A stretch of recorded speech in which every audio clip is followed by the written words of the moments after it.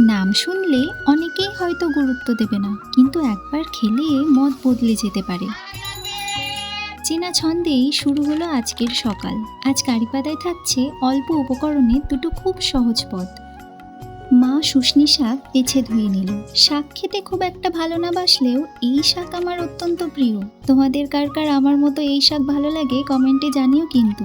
তোমাদের সাথে কথা বলতে বলতেই মায়ের এদিকে কুমড়ো, আলু, লাল ডাঁটা, কাঁচা লঙ্কা এই সমস্ত কিছু কেটে রেডি।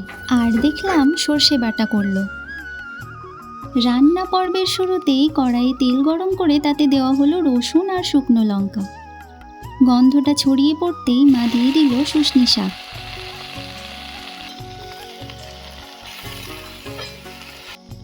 সামান্য নুন দিয়ে কিছুক্ষণ নেড়ে নিলেই তৈরি হয়ে যায় এই সহজ শাক ভাজা।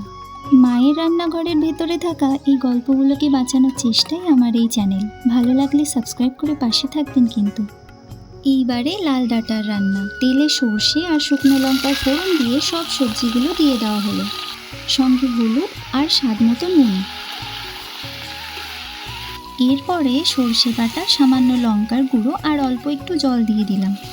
ধীরে ধীরে সমস্ত মশলা আর সবজি একসঙ্গে মিশে যেতেই ঝোলের জন্য দেওয়া হলো প্রয়োজন মতো জল আর শেষে সামান্য চিনি। ব্যাস, আমাদের তো রান্না রেডি।